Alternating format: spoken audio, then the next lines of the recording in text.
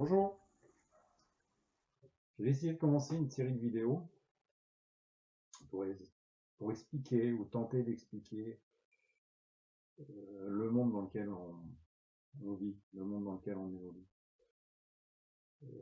Quand j'observe autour de moi mes contemporains, j'ai vraiment l'impression de voir un mouton, un paquet de moutons, belle heure. Ils vont tous dans le même sens sans savoir vraiment où ils vont, mais quand un emmerdeur comme moi, puisque c'est ainsi que je me qualifie, essaie de les interpeller sur notre situation, sur notre vraie situation actuelle. Tout de suite, j'observe quelque chose de fondamental, c'est que les moutons se transforment en autruches. On assiste à une transformation extraordinaire, c'est je mets la tête dans le trou et j'écoute plus. Oh écoute Olivier, nous on a envie d'une chose, c'est un terme qui a tendance à m'agacer, c'est nous on veut en profiter. Bon, c'est bien, à ça je réponds, bon, si vous avez envie d'en profiter, profitez-en, sachant que je pense pas que vous allez encore en profiter longtemps. Alors, ma foi, cette série de vidéos va s'adresser à ceux qui ont envie de vivre, ont envie de profiter, parce que moi, le premier, j'aime bien la vie, j'aime bien la nature, j'aime bien me promener, j'aime bien les animaux, j'aime certaines personnes, certaines autres m'agacent furieusement. On est arrivé à un tel niveau de connerie chez l'être humain que ça a tendance à vraiment à m'agacer. Je préfère tourner mon chemin parce que plus d'une fois, il y aurait des claques dans la gueule à distribuer, mais on ne veut pas se livrer à ce genre d'extrémité. Donc, on va dire que ces quelques vidéos vont s'adresser à celles et ceux qui ont envie de consacrer un petit peu de temps à améliorer leur vie, ou tout au moins à essayer de comprendre, parce que vous avez déjà entendu certainement parler de l'adage, il dit qu'un homme averti en vaut deux. Eh bien, croyez-moi, à notre époque, avec ce que je vais tenter de vous expliquer, j'en tire aucune gloire. Je suis quelqu'un qui a pour passion la lecture et l'écriture. Donc, je sais certaines choses que j'ai envie de faire partager. Parce que de toute façon, c'est certainement pas à la télé que vous allez pouvoir partager ce genre de choses.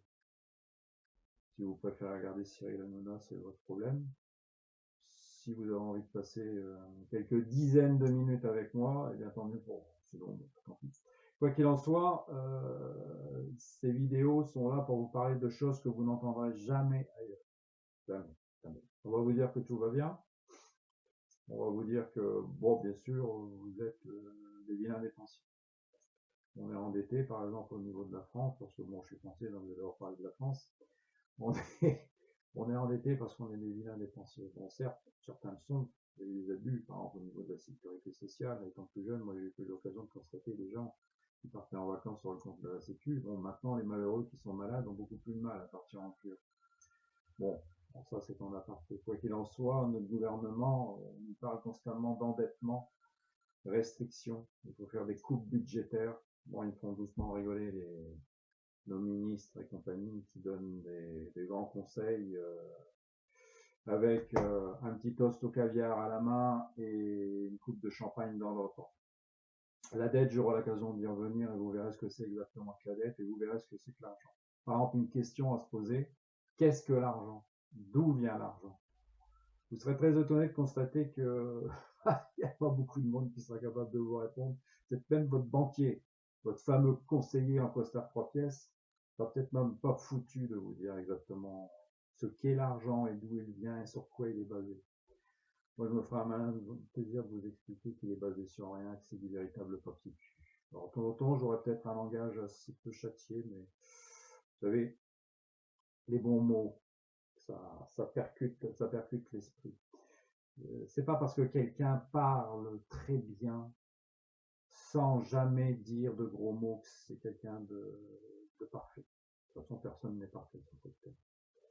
Tout comme celui qui est toujours très bien habillé en costume 3 pièces, qui présente bien, peut être le dernier des salopards.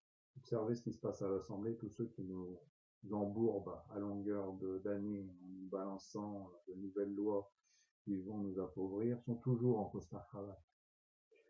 Moi, je fais plutôt confiance à celui qui a peut-être plutôt tendance à dire des gros mots, qui n'est pas toujours très bien habillé, mais qui aura un regard franc, qui aura surtout, comment dire, intrinsèquement une certaine forme d'honnêteté. Il n'a certainement plus cours dans nos gouvernements parce qu'on est vraiment dirigé par une bande de poltrons qui sont aux ordres des banquiers. Je dis poltron, j'ai envie de dire autre chose, mais je m'en abstiendrai parce que je veux peut-être pas m'attirer non plus des foudres de guerre. Mais sachez que nos dirigeants sont tout sauf peut-être, à quelques exceptions près, des gens bien. Ça, je peux vous le garantir. Ce sont des gens qui sont plutôt ligués contre le peuple. Alors, je fais pas de politique, pas du tout. J'ai même tendance à être, moi qui étudie des choses et qui sais des choses qui vont certainement vous paraître extraordinaires, vous allez peut-être parfois me prendre pour un loufoque, mais bon, ça c'est pas grave. Quand je vois des jeunes ou des moins jeunes encore faire partie de partis politiques, attendre tout de l'homme, qu'un homme nouvellement élu change quoi que ce soit dans vos vies, vous épargne le chômage, vous apporte une bonne retraite à 60 ans ou 58 ou 65, j'en sais rien. J'avoue que ça m'étonne, ça me surprend parce que je peux vous dire qu'il n'y a aucun humain qui pourra changer la donne, mais on s'en va vraiment vers quelque chose de très très très très paradoxal qui porte un nom. Je vous le dirai pas aujourd'hui, je ne veux pas vous faire peur, mais j'aurai l'occasion souvent d'y revenir et d'utiliser des mots que vous avez certainement déjà dû entendre sans vraiment bien les connaître. Quoi qu'il en soit, en aparté, sans faire de politique, il y en a un pour lequel j'ai un certain respect, il s'appelait De Gaulle, général De Gaulle. Bon, on peut en dire ce qu'on veut. Je pense que c'est un monsieur qui était intègre, c'est quelqu'un qui avait la notion du pays, du sacrifice. C'est quelqu'un qui a tout donné pour sa patrie. Tous ceux qui sont venus derrière sont des vendus. Je pourrais très bien commencer à vous parler de la dette en vous parlant d'un certain président qu'on a eu qui venait de la banque Rothschild et dont le ministre des Finances s'appelait Valéry Giscard d'Estaing et auquel on doit cette belle loi du 3 janvier 1973 qui nous a précipité dans la dette. J'aurai l'occasion d'y revenir. Retenez cette date, 3 janvier 1973. Moi j'étais gamin, ça correspond au premier choc pétrolier, mais je peux vous dire qu'à partir de ce moment-là, on a commencé à nous la mettre vraiment bien profond. Et curieusement, quand on regarde les indices, si vous préférez regarder des choses intéressantes sur Internet, parce qu'il y en a, plutôt regarder BFM Poubelle ou les informations sur la une qui vont vous parler de la bouffe ou s'extasier quand il va y avoir 2 cm de neige sur le sol. Vous verrez que à partir de 1973, curieusement, la France commence à avoir des dettes. Bizarre, extraordinaire. Bah, c'est normal qu'on commence à avoir des dettes quand vous commencez à emprunter avec un taux de rendement. C'est un petit peu comme si vous faites du crédit revolving. Ce sont des crédits de merde que je ne vous conseille certainement pas. Et là, vous commencez à vous endetter, vous commencez à vous emberlificoter dans les agios, les pourcentages qui sont à rembourser et que vous n'arriverez jamais à rembourser. Donc voilà, nous sommes en 2015, on est X années plus tard, plus de 40 ans après, et vous voyez la belle merde dans laquelle on se trouve. Les gosses viennent au monde actuellement, ils n'ont rien demandé à personne. Rien, rien, rien. Ils naissent déjà avec 20, 30, 40 000 euros selon les sources de dettes sur le dos. Ils n'ont rien fait, n'ont rien consommé, n'ont rien demandé à personne, mais vont devoir payer pour tous ces salopards qui nous ont balancé des impôts et qui, eux, vivent grassement. Parce que croyez-moi, actuellement, on n'a jamais vendu autant de Ferrari, autant de Rolls-Royce, on a autant de yachts qui circulent plutôt qu'ils naviguent sur les océans et les mers de cette planète. Et vous, on vous demande joyeusement de restreindre vos dépenses. On vous augmente vos impôts, votre salaire n'augmente plus. Si vous êtes retraité, ben, votre retraite, ben, vous pouvez faire une croix dessus parce qu'elle n'augmentera pas cette année. On vous banane en vous disant que les impôts ne vont pas augmenter, alors que peut-être que l'impôt direct, peut-être même que votre taxe d'habitation ou votre foncier ne va pas bouger, mais on est dans un pays où il y a tellement de taxes et d'impôts indirects qu'on peut vous la mettre profondément. en ne touchant pas à quelque chose de frontal, on va vous coller 50 augmentations latérales. Et au fond du compte, en fin d'année, vous allez vous rendre compte que vous avez encore perdu de l'argent. Vous savez, actuellement, les seuls qui s'enrichissent encore, ce sont les banquiers. Une race de banquiers très privilégiés, au fin de compte, qui dirigent cette planète. J'aurai souvent l'occasion de vous en parler parce que on entend toujours dire que tout est pourri, il n'y a plus rien qui va. Si, pour ces gens-là, ça va très bien. Ils savent où ils vont. Ils savent où ils vont. Et vous qui me regardez ou qui m'écoutez, vous êtes peut-être, c'est pas un reproche, c'est une constatation. Les gens ne sont plus croyants, j'aurai l'occasion de vous en parler également. Vous êtes peut-être athée, c'est votre droit. C'est votre droit. J'espère que vous changerez votre fusil d'épaule avant qu'il ne se passe certaines choses. Quoi qu'il en soit, sachez que les gens dont je vous parle, ceux qui nous dirigent vraiment, sont tous sauf athées. Ce sont des gens très croyants.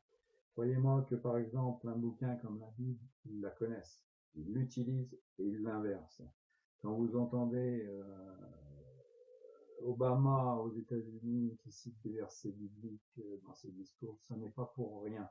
Il y a une raison intrinsèque, il y a quelque chose de fondamental que vous devez connaître. Ces gens-là ont un plan. Vous n'en avez pas. Vous vivez, ou surtout vous essayez de survivre en vous demandant comment vous allez faire en fin de mois pour payer vos factures. Ces gens-là sont là pour vous empêcher de payer vos factures.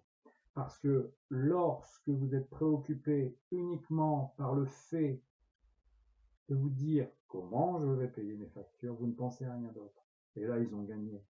Parce qu'un humain qui ne pense pas, qui n'a pas de temps à réfléchir sur la vie, sur les raisons de la vie, sur les causes de la vie, sur l'aspect spirituel des choses, qui reste cantonné uniquement au rang de consommateur. J'insiste bien sur les 3 premières lettres de ce mot, sur l'aspect consommation, sur l'aspect purement visuel des choses, superficiel des choses, qui reste cantonné dans son égocentrisme. Vous jouez leur jeu, mais certainement pas le vôtre. Et croyez-moi que votre vie va très bientôt changer à une vitesse à laquelle vous ne pouvez certainement pas vous imaginer. Et c'est bien pour ça que j'ai décidé de faire cette série de vidéos. Bon, vous me trouverez peut-être un petit peu crispé. C'est pas facile, c'est pas facile. Pour la petite histoire, je suis quelqu'un je suis un type calme, j'aime le calme, je suis un enfant unique. J'ai toujours été habitué dans mes bouquins, dans mes pensées. Il y a quelques années, j'ai voulu écrire ce que j'avais compris, ce que j'avais découvert au fur et à mesure de mes années de recherche. J'en suis à mon 4e bouquin et j'avais de grands espoirs avec ces bouquins-là parce que c'est métrique, vraiment, ça représente du boulot. Celui qui sait, celui qui écrit un petit peu, sait que c'est énormément de travail. Il y a 10 ans de ma vie là derrière. Seulement, vous ne lisez pas. Pas de votre faute, c'est comme ça, vous ne lisez pas. Ou vous n'avez plus le temps, ou ça vous intéresse pas, ou ça vous fait peur, parce que bon, c'est pas des bouquins de science-fiction, c'est pas des bouquins d'horreur, c'est pas des bouquins porno. J'aurais pu, comme je le dis souvent à mes proches, faire des bouquins porno, des bouquins de cul, comme on dit. J'aurais certainement une notoriété, j'aurais gagné du fric. Probablement, j'ai pas fait ça pour gagner de l'argent. J'ai fait ça pour avertir mon prochain. Je me qualifie, bon, c'est peut-être à vos yeux et surtout vos oreilles un titre pompeux, un éveilleur de conscience, une sentinelle. Donc j'ai écrit ces bouquins pour essayer de dire aux gens, faites gaffe, il y a des trucs bizarres qui se passent sur cette planète et c'est pas pour rien. Quand vous savez qu'un terrain est miné, si vous avez pu passer entre les mines, vous pouvez faire une chose, c'est que vous essayez de faire en sorte que ceux que vous aimez, vos proches ou vos voisins, ne marchent pas sur les mines, ne se passent pas sauter le caisson. C'est ce que j'ai essayé de faire avec ces bouquins, mais vous ne lisez pas. Vous ne lisez pas. Vous préférez passer votre temps à des conneries. Il y a des tas de gens qui sont passionnés avec le foot, le rugby, tout ce que vous voulez. C'est bien, c'est pas une critique. Moi-même, j'ai été un grand sportif, j'ai fait énormément de sport, mais je me suis rendu compte que pendant que vous pensez aux performances, vous ne pensez à rien d'autre. Et pendant que vous êtes en train de vous faire enfumer sur les terrains, dans les tribunes, Pendant que vous regardez des gens qui gagnent des centaines de millions en taper dans des ballons et que vous gagnez peut-être 1 000, 1 500 € par mois, vous n'avez pas l'impression qu'il y a une distorsion et en plus vous les applaudissez. Mais ça c'est bien, c'est pareil que quand Rome s'est effondrée. Il leur fallait, les dirigeants à cette époque-là disaient que pour leur peuple, il leur fallait du pain et des jeux. Bah, c'est pareil, c'est pareil. Pour l'instant, vous avez du pain parce qu'on est dans un monde où c'est les plus pauvres qui sont gros maintenant. À cette époque-là, c'est les riches qui étaient gros. À notre époque, ce sont les pauvres qui sont gros. Donc vous avez du pain et vous avez des jeux parce que vous avez toutes les séries que vous voulez. Moi, je me rappelle étant jeune et je le dis souvent à des ados que je côtoie, et je côtoie même de très près. Moi aussi, j'aime bien regarder un bon feuilleton, une bonne série, mais il fallait savoir attendre une semaine pour avoir la suite. Maintenant, on assiste à quoi? On assiste à des jeunes qui vont se télécharger des séries complètes, qui vont les regarder toute la nuit, en plus d'être souvent des séries hyper violentes, déstructurantes pour l'esprit, parce qu'on vous parle constamment de magie, de vampirisme, de tout ce que vous voulez. Ça peut peut-être vous paraître anecdotique, mais dans l'esprit d'un jeune, ça peut avoir des incidences très concrètes. Les jeunes vont s'abrutir, et quand ils ont fini avec ça, ils reprennent leur iPhone. Et pendant qu'ils sont nés dans leur iPhone, ils ne réfléchissent plus, ils ne dialoguent plus avec les parents. Le cordon, déjà difficile à avoir, la liaison entre un adolescent et un adulte, est définitivement coupée. Et le système a gagné parce qu'il a récupéré un électron libre. Le but est de tout dissocier. J'aurai l'occasion de vous en reparler. Le but est surtout de faire en sorte que cette humanité ne soit plus en cohésion. Avant, dans les temps anciens, vous aviez le clan, vous aviez le groupe qui savait faire face. À la base du clan, vous aviez la famille. Un clan, c'était un ensemble de familles. Bon, on a évolué, maintenant on a des villages, on a des villes. À chaque fois, c'était le clan qui grossissait, mais à la base, la cellule souche, c'était la famille. À notre époque, ça veut dire quoi la famille? Ça veut plus rien. Beaucoup de familles sont déstructurées, les jeunes n'écoutent pas ce que les anciens ont à dire. Très souvent, de toute façon, l'ancien est un con, il est déjà un con dans l'industrie. Au niveau de la productivité, à 40 ans, vous êtes foutu. À 20 ans, vous savez rien, vous n'avez pas d'expérience. Déjà à 30 ans, vous commencez à vieillir. Il faut être toujours dans le coup. Il faut être au top, constamment. Vous êtes une marchandise. Tout est marchandise, tout est viable. Le couple est une marchandise, c'est-à-dire que quand l'autre ne satisfait plus à la demande, on en change. Les enfants sont des marchandises parce qu'avec les nouvelles lois que les socialos viennent de nous passer, les femmes ont des ventres à louer. Et bientôt, génétiquement, j'aurai l'occasion de vous dire pas mal de choses sur la génétique parce que les gens ne le savent pas. Mais on est au sein d'une véritable guerre génétique. Et ça, les gens l'ignorent complètement. J'aurais beaucoup de choses à vous dire sur le sujet. Donc bref, pour ne pas m'éloigner du sujet, il se trouve que génétiquement, bientôt, on pourra choisir son gosse. Vous savez, vous allez au supermarché, vous choisissez vos courses, les produits allégés, les produits bio, les sans sel, les sans trucs mûches. Bientôt, votre gosse, vous allez pouvoir le choisir comme ça aussi. Formidable, formidable évolution. Un monde où l'humain peut tout, où l'humain sait tout, où l'humain a fait abstraction de Dieu, où il est Dieu. Ça ne vous rappelle rien pour ceux qui ont un semblant de connaissance religieuse? Pour les athées, pour vous, ça vous convient certainement, mais sachez que, surtout vous, les athées, il y a quelque chose qui est bien prévu pour vous. Ça peut paraître paradoxal, mais vous êtes ceux qui, pratiquement, seront avec les chrétiens et les musulmans le plus dans le collimateur. Pour vous en dire plus, il faudrait que je vous lise la lettre d'Albert Pike. J'aurai l'occasion d'y revenir également. C'est un monsieur qui est mort il y a un peu plus d'un siècle. Un joli monsieur qui a des statues de plus de 10 mètres de long là-bas à Washington, dans le cadre de la nouvelle Babylone. C'est-à-dire chez ceux qui ont fait pendant très longtemps les gendarmes pour la planète, mais qui sont en deux doigts de se casser lamentablement la gueule avec leurs dollars, torche-cul, en emportant toute l'économie planétaire avec elle. Là aussi, l'économie planétaire, quand on a notre bon président Hollande qui dit, mais vraiment avec un culot monstre, qu'on est en train de sortir de la crise. Il a vu où qu'on était en train de sortir de la crise? On est en plein dedans. Moi, j'étudie ça depuis très longtemps. Je ne vais pas vous dire que je suis un spécialiste. Un spécialiste en économie, c'est un titre bien pompeux parce que lorsqu'il y a des choses à cacher, l'humain, c'est paradoxal, a une technique très simple. C'est qu'il complique les choses. Quand on ne veut pas que le voisin soit au courant de choses qui sont très simples, bon, on les complique. Et l'économie, à la base, vous verrez, c'est quelque chose de très simple, mais avec plein de termes scientifiques, on peut vite compliquer les choses, ce qui fait que celui qui ne s'y intéresse pas n'arrive pas à trouver ses jeunes. C'est le cas avec l'économie.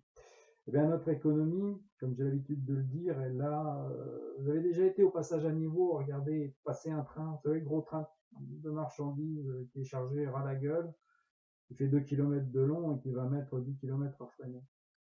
L'économie, elle a commencé à freiner en 2008. Et là, elle vient de s'arrêter.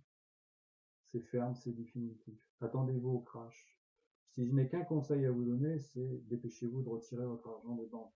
Il est grand temps, parce que bientôt va se passer ce qui s'est passé en Amérique du Sud, en Argentine, je ne sais plus, il y a une vingtaine d'années, je crois, où les gens, bien sûr, ont été prévenus. Ils ont été prévenus par leur gouvernement à minuit, et à minuit, à 0h01 du matin, le lendemain, il n'y avait plus d'argent. Les banques étaient fermées, et vous aviez beau faire la queue pour récupérer l'argent que vous aviez sur votre compte, vous l'aviez bien profondément parce que tout avait été engouffré dans la crise. Et ben, c'est ce qui nous prend au nez. Ce qui s'est passé en Grèce n'était qu'une répétition qu'a effectué l'oligarchie. Ce qui s'est passé à Chypre également, hein. On a fait un petit test, on a vu que les gens n'avaient pas bougé. Les Européens ont vu les banquiers internationaux s'acharner sur la Grèce, la dépecer, personne n'a bougé, surtout pas les Français. Bah, croyez-moi, les petits Français, notre tour, il arrive bientôt. Très, très prochainement. Là, actuellement, autour de nous, l'Irlande, qui était pendant un temps, fut un temps, économiquement, un espèce de petit Eldorado pour celui qui voulait créer sa start-up. Bah, l'Irlande s'est effondrée. L'Espagne est moribonde. L'Italie l'est tout autant.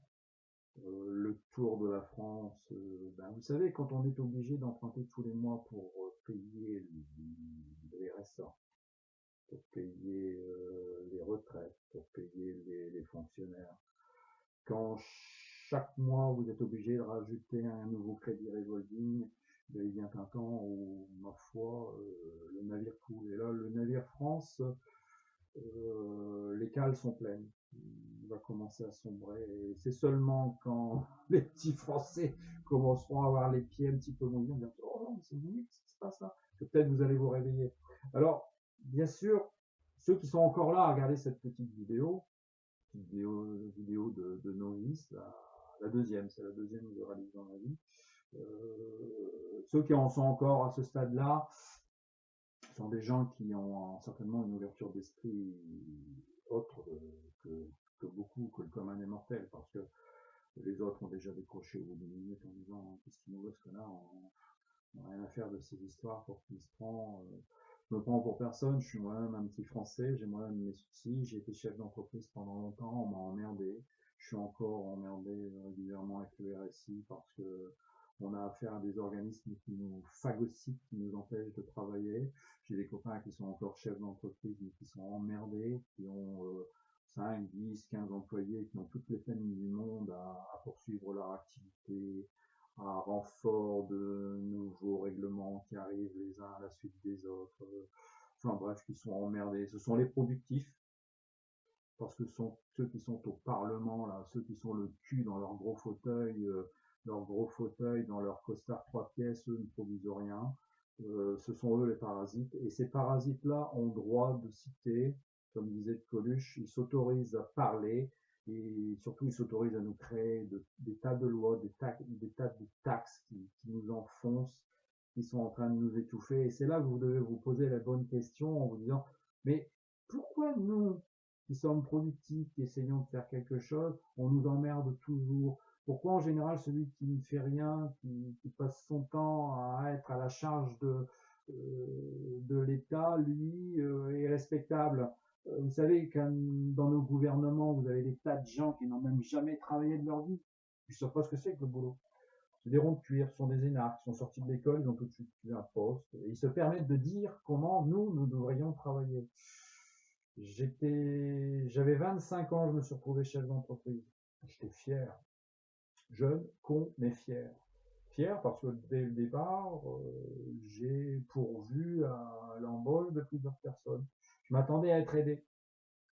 Comme je le disais dans le cadre d'une interview avec un journaliste qui a fait un article sur moi dans un journal, un an ou deux après, j'ai commencé à prendre mes premières claques.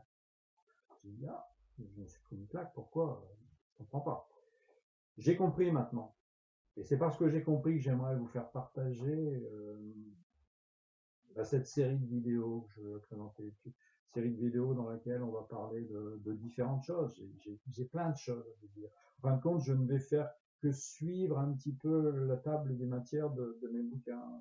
Je vais vous parler d'histoire contemporaine, je vais vous parler d'histoire qui remonte à très longtemps, je vais vous parler de découvertes scientifiques qui ont été élaborées par des génies, je vais vous parler d'un homme comme Tesla, par exemple, à qui on doit beaucoup, mais qu'on a laissé complètement dans l'ombre. Si on l'avait laissé faire, ce monsieur, on aurait une énergie propre depuis longtemps, mais on aurait surtout une énergie qu'on ne paierait pas.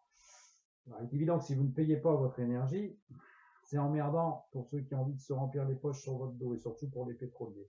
Donc, ce malheureux, on l'a étouffé dans l'œuf, et puis on nous a obligés à polluer avec des moteurs qui ont un rendement médiocre, qui consomment du pétrole, qui polluent la planète. Et maintenant, on nous reproche, soi-disant, d'être des pollueurs payeurs, responsables du réchauffement climatique. On prend vraiment les gens pour des connards.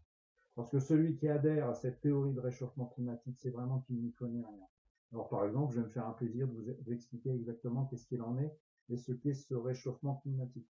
Pour ceux qui se disent, comment se fait-il qu'un pays aussi riche que la France, où les gens ont des économies comme rarement on a à travers le monde, se trouve aussi endetté? Je vais vous expliquer ce que c'est la dette et ce que la loi du 3 janvier 1973 nous a fait exactement. C'est grossier, c'est abject et ça mérite d'être raconté de manière concise, mais vous verrez, vous serez très surpris. Quoi qu'il en soit, je vais vous parler en apéritif de ce qui va arriver prochainement. Je garde le reste pour le plat consistant, c'est-à-dire qu'on va rentrer dans une période très critique. Regardez ce qui se passe actuellement. Aujourd'hui, on est le 10. On est le 10 octobre 2015. Regardez ce qui se passe au Proche-Orient. Dans mes bouquins, je consacre au moins une cinquantaine de pages au Proche-Orient, en expliquant que c'est une cocotte minute et que tout va partir de là. Il y a deux points à regarder, c'est l'Ukraine, là où les Américains sont en train de titiller les Russes, d'emmerder vulgairement les Russes parce qu'il n'y a pas d'autre mot. J'ai pas de préférence politique. Pour moi, Poutine, j'ai pas d'admiration pour Poutine. La seule chose que je peux vous dire, et pardonnez-moi mesdames si je suis un petit peu cru, c'est que ce mec a des couilles. D'ailleurs, il l'a dit dans une allocution à l'ONU, ça m'a fait vraiment marrer, parce que Poutine, pour être clair, a dit l'Arabie Saoudite et tous les pays qui ne réalisent pas ce qui se passe au Proche-Orient, vous feriez bien de vous faire greffer des couilles. Il a également dit que notre président devait s'en faire greffer une bonne paire, et que la seule à en avoir en Europe, c'était Merkel. Poutine n'est certainement pas un enfant de cœur, mais Poutine œuvre pour son pays. Obama n'œuvre certainement pas pour les États-Unis. C'est certainement pas un imbécile, mais toutes les lois qu'il a passées font en sorte que les Américains sont dans le trou. Peu le savent, et quand je le dis, vous en avez qui me regardent la bouche ouverte. Vous avez actuellement aux États-Unis 50 millions d'Américains qui sont au food stamp, c'est-à-dire les fameux tickets pour aller bouffer. C'est comme si en France vous aviez 50 millions au resto du cœur. C'est-à-dire que Coluche se retournerait dans sa tombe, mais c'est la vérité. Les indices structurels, commerciaux aux États-Unis sont pipés. Les indices boursiers sont truandés. Le dollar ne vaut plus rien. Actuellement, ils en impriment. Allez, imprimez-vous de la monnaie dans votre cave durant la nuit. Vous allez vite vous retrouver comme ça et au trou. Les Américains font aller la photocopieuse en permanence et avec cette photocopieuse, ils ont la prétention de racheter la planète. et notamment la France qui est en train de partir tel un puzzle en morceaux. Mais ça, les gens ne s'en préoccupent pas ou ne le savent pas. Donc, je vais faire un plaisir d'essayer de vous en parler. Je pourrais également vous parler de François Hollande qui vient aussi d'inaugurer un porte-conteneur, je ne sais plus quoi, début octobre, le plus grand porte-conteneur au monde. Ça vous fait pas réfléchir, ça?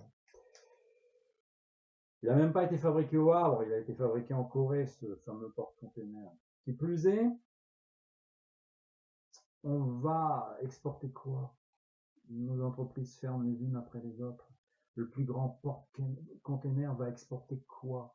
Vous savez ce qu'il va faire? Vous pouvez vous renseigner si vous pensez que je dis des conneries, allez vérifier vous-même sur Internet. Ce fameux porte-conteneur que nous avons payé quelque chose comme 168 ou 158 millions de dollars aux Coréens va aller faire du fret pour les Chinois.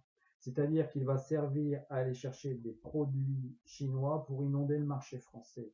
Mais on marche sur la tête. Et nos dirigeants, surtout celui-là, l'autre avant n'était pas mieux. L'autre avant, c'est quelqu'un qui a vendu 600 tonnes d'or qui appartenait au peuple français à un moment où le cours était au plus bas, qui n'a pas consulté le français et qui est allé le vendre pour soutenir un dollar qui était déjà plus que mouru. Et là, notre François Hollande, pour nous faire croire que l'économie reprend, est allé inaugurer un porte-container au Havre, 400 mètres de long, le plus grand porte-container au monde, mais on marche vraiment sur la tête. Ces gens-là se prennent pour nos dirigeants, mais ils ne dirigent rien du tout. Si, je dis une énorme connerie. Ils nous dirigent vers la porte de sortie. C'est-à-dire que ce pays dont j'étais fier, étant gamin, j'étais pas fier de mon pays, j'étais français, j'aurais préféré être américain. J'admirais comme bon nombre de gosses de l'époque. J'ai 55 balais, les États-Unis, pour moi, c'était l'Eldorado. En grandissant, j'ai appris à admirer mon pays parce que c'est quand même un beau pays. La France, c'est quand même la région, la richesse culturelle. Il y a plein de choses à faire en France, plein de choses à visiter, plein de choses à manger, plein de choses à découvrir. Il y a une culture exceptionnelle, comparativement aux Américains qui n'ont aucune culture. Culture, ils l'ont importée. Là, ce pays où vous pouviez, si vous n'aviez pas une thune, vous faire soigner gratuitement, ce pays qui a quand même assimilé des vagues successives de gens qui venaient. On a eu les Polonais, on a eu des Espagnols, on a eu la première vague, comment dire, avec les gens qui venaient du Maghreb. Tous ces gens-là ont été assimilés. Et brusquement, dans les années 80, on commence à dire que le français est un raciste. C'est curieux pour moi. J'ai jamais considéré que le français était un raciste. Ah, bien sûr, actuellement, on va peut-être considérer le français comme un raciste parce qu'on est en train de nous punir par là où on a péché. C'est-à-dire que la politique des salopards qui nous dirigent, qui ont orchestré des guerres au Moyen-Orient pour enrichir nos dirigeants, nos mamamouchis, en faisant de nous des tirailleurs sénégalais, parce qu'il ne faut pas oublier que c'est Sarkozy qui nous a remis dans l'OTAN. De Gaulle a eu l'intelligence de nous sortir, de récupérer l'autonomie de l'armée française en nous sortant de l'OTAN. Et c'est, une fois de plus, une double trahison de Sarkozy qui nous a refoutus dans l'OTAN, qui fait que nous, on est là pour faire les bases œuvres des Américains, pour leur permettre de s'enrichir, et puis surtout pour faire leur sale boulot. Et bien, il est là le résultat de ce sale boulot. C'est qu'on a des tas de gens qui arrivent actuellement sur le territoire français en espérant une meilleure vie. En fin de compte, on n'a rien fait. Si, on a péché par manque de connaissances. Et c'est là où j'en veux à ceux, comme je le disais en début de vidéo, qui ont cette politique de l'autruche, qui refusent de voir. On aurait peut-être pu, il y a quelques années, stopper les salopards qui nous dirigent. Mais là, il est trop tard. Bon, on est allé bousiller Kadhafi, c'était pas non plus un enfant de cœur, mais renseignez-vous sur Internet. Regardez qui était Kadhafi, ce qu'il faisait pour son peuple.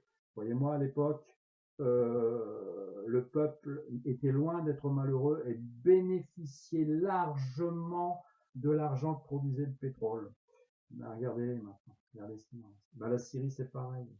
Les méchants ne sont certainement pas ceux qu'on croit. Et actuellement, on commence à avoir orienté tous ces gens qui arrivent chez nous, tous ces gens, et ça ne s'arrêtera pas, parce que il ne faut surtout pas être des racistes. Bon, je n'en suis pas un. J'ai travaillé dans le domaine du tourisme, mais bon, Je suis certainement pas raciste, mais je suis pragmatique.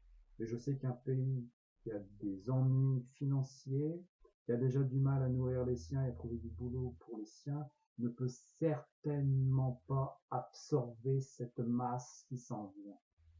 Voilà. J'arrêterai là pour aujourd'hui. Alors ceux qui, nous sommes je répète, le 10 octobre, ceux à qui cette vidéo aura plu, eh bien, je n'ai qu'une chose à vous dire. Connectez-vous prochainement sur ma chaîne YouTube. Dans les jours qui suivent, je vais vous pondre une première vidéo. Je vais essayer rapidement de vous parler de la dette, de ses origines. Je vais vous parler un petit peu du mind control, ce qu'on nous prépare pour justement diriger les humains. Et j'espère vous revoir prochainement. À bientôt. Merci.